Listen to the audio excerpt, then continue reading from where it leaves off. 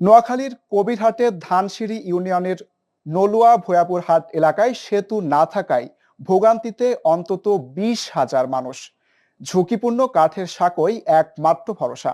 তবে এতে মাঝে মধ্যেই ঘটছে দুর্ঘটনা। রফিকুল্লাহ সড়কে খালের ওপর একটি স্থায়ী কালভার্ট নির্মাণের দাবি জানিয়েছেন এলাকার মানুষ। আব্দুল্লাহ চৌধুরীর প্রতিবেদনে বিস্তারিত।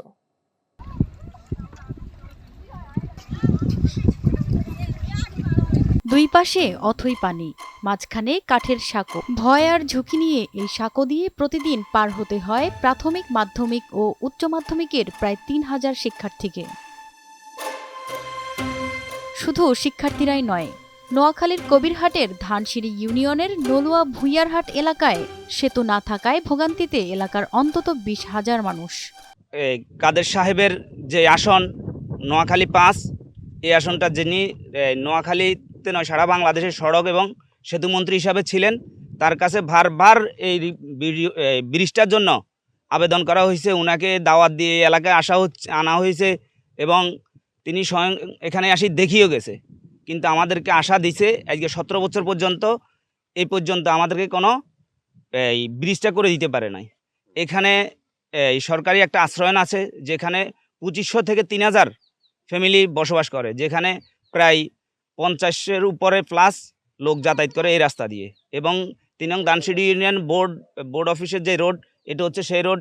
সোনাপুর মাইজদি যে সড়ক, এটাই সেই সড়কটা। এই খালটা দেখতে পাচ্ছেন, এখানে বর্ষা আসার আগেই পানি উঠে যায়, আমাদের যেতে কষ্ট হচ্ছে, আমরা খালের ভিতরে পড়ে যেতে পারি, আমাদের অনেক ঝুঁকি থাকে। এই জন্য আমরা বলতে চাচ্ছি যে সবাই মিলে এখানে যে নতুন সরকার আছে সে মিলে আমাদের এখানে একটা ব্রিজ করা দরকার। শুকনো মৌসুমে কিছুটা যাতায়াত করতে পারলেও বর্ষার মৌসুমে অনেকটাই একঘরে হয়ে পড়েন এলাকার বাসিন্দারা। অতি প্রয়োজনে কারো কারো যাতায়াতের মাধ্যম হয় কলাগাছের ভেলা, আর সাঁকো পার হতে গিয়ে এ পর্যন্ত অনেক দুর্ঘটনাও ঘটেছে। এই পথ দিয়ে নলুয়া ভুইয়ারহাট উচ্চ বিদ্যালয়, নলুয়া ভুইয়ারহাট সরকারি প্রাথমিক বিদ্যালয়, নলুয়া ভুইয়ারহাট হোলি চাইল্ড কিন্ডার গার্ডেন এবং নলুয়া ভুইয়ারহাট বাজারের পাশে 3টা মাদ্রাসা আছে। এখানে শিক্ষার্থীরা যাতায়াত করে। এই 2 নম্বর ওয়ার্ডে আছে প্রায় 12 থেকে 1500 পরিবার, যারা সরকার কর্তৃক আশ্রয়ণ প্রকল্পে বসবাস করে। এই রাস্তাঘাট দিয়ে তারা যাতায়াত করে।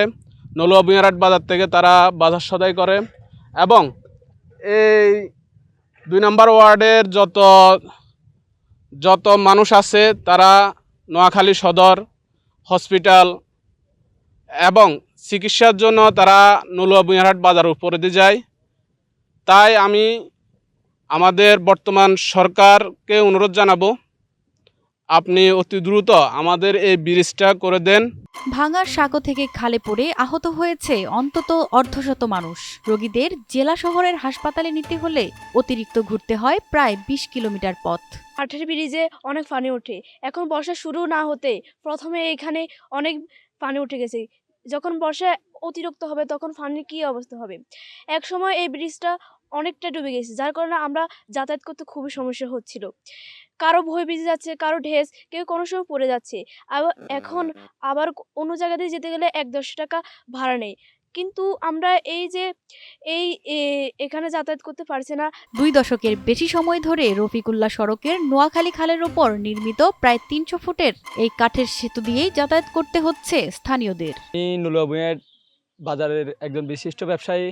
যখন বর্ষা মৌসুম আসে তখন আমি বাজারে ব্যবসা করতে যেতে অনেক কষ্ট হয়। তখন বিকল্প পথ হিসাবে ন্যূনতম 10 থেকে 15 কিলো দুধ দিয়ে যেতে হয় এবং এই এলাকাতে কোনো রুগী যদি অসুস্থ হয়ে পড়ে তখন বিকল্প পথ হিসাবে এই 10-15 কিলো এই অতিক্রম করার পরেই তখন তারা ডাক্তার কাছে যেতে হয়, অনেক ভোগান্তিতে পড়তে হয়। কয়েক হাজার একর কৃষি জমি থাকলেও সেতু না থাকায় কৃষি পণ্য উৎপাদনেও পিছিয়ে রয়েছে এই এলাকা।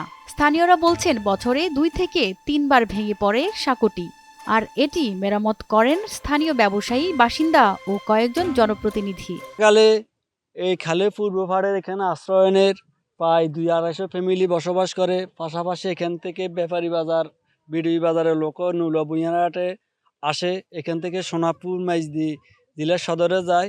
তার পাশাপাশি বর্ষাকালে এই যে ব্রিজটা ডুবে যাওয়ার কারণে শিক্ষার্থী নলুয়া বুনিয়ারহাট হয় এবং প্রাইমারি স্কুল কেজি স্কুলে ছাত্রছাত্রীরা যাইতে বিঘ্ন হয়।